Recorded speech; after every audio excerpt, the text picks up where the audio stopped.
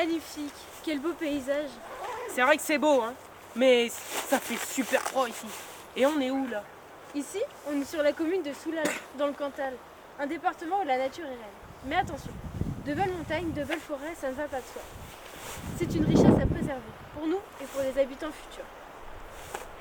Cette richesse est ce que l'on appelle le patrimoine naturel. Et ici, quelle richesse? Il est où le trésor qui se cache? Sous tes pieds, Fred, et tout autour.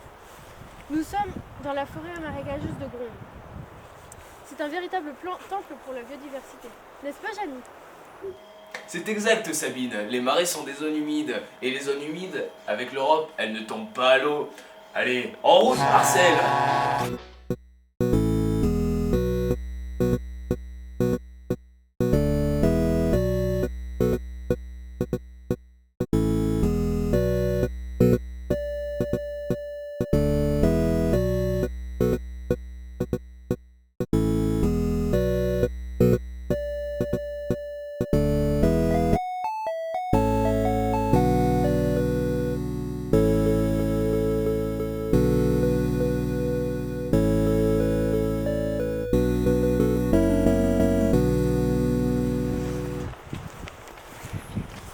Ici gronde silencieusement le marais de Gronde.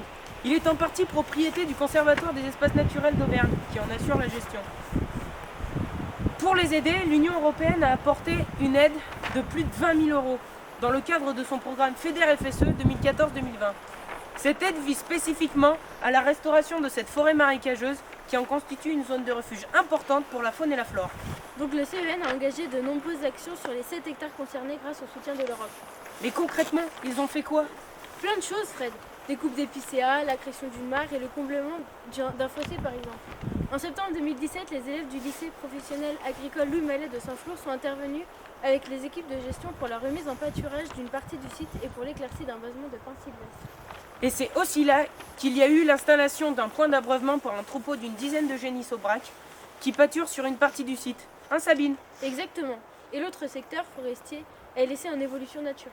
Sans oublier le suivi de population d'azurés des mouillères, ce papillon très rare. Waouh, sacré programme. Mais Jamy, pourquoi tant de travail pour préserver un marais? On va le voir avec cette maquette. Regardons ce terrain en pente où s'écoule l'eau de pluie. Voici ce qui se produit s'il n'existe pas de zone humide. Toute l'eau s'écoule jusqu'à la rivière, provoquant ainsi un fort phénomène d'érosion et peu de possibilités d'infiltration dans les sols. S'il existe des zones humides, symbolisées par ces mousses, qui vont absorber l'eau, comme le marais de Gronde, les phénomènes de crue sont atténués. L'étiage est maintenu quand l'eau manque et les infiltrations vers les nappes souterraines sont favorisées. La préservation des zones humides, ça passe aussi par l'éducation à l'environnement. Et dans ce domaine, rien ne vaut un enseignant. Monsieur Guillou et les élèves sont intervenus avec le CEN à Gronde. En quoi a consisté le travail réalisé par le lycée dans le cadre du projet soutenu par l'Europe? Alors avec les élèves, on a réalisé beaucoup de travaux à Gronde, plusieurs types de travaux. Ça a commencé déjà par l'ouverture du chemin par lequel on est arrivé ce matin, parce qu'on ne pouvait pas venir sur le site, c'était vraiment embroussaillé. Ensuite on a restauré le marais, c'est-à-dire qu'il était envahi d'épicéas. Donc on a coupé tous les épicéas présents sur le site. Et pour qu'il y ait plus d'herbe au sol, on a éclairci aussi les forêts de pins. On a coupé un pin sur 3. L'année suivante, donc on a travaillé sur 3 ans, l'année suivante on a creusé la mare et on a comblé le fossé. On a réalisé des seuils pour bien alimenter en eau le marais. On a réalisé la clôture pour que les chevaux puissent, ou les animaux, les vaches puissent pâturer pour maintenir le milieu ouvert l'année dernière. Beaucoup d'abattage. Ce qui était intéressant, c'est qu'on débardait à cheval avec une entreprise. Donc ça a permis aux élèves d'avoir une nouvelle expérience. Okay. Combien de temps a duré le chantier?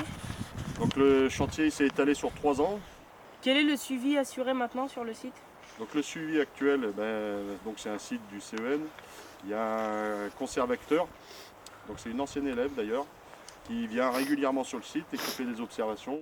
Le CEN, eux, pour l'instant, ils ne font qu'un suivi, c'est le suivi des pontes d'azurés des mouillères.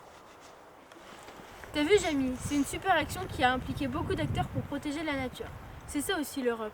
Elle préserve l'environnement, garantit la qualité de vie des citoyens, favorise l'écologisation de l'économie et permet une utilisation prudente et rationnelle des ressources naturelles. Très bien, Fred. J'espère que si je dis une bêtise sur le marais, tu ne me gronderas pas.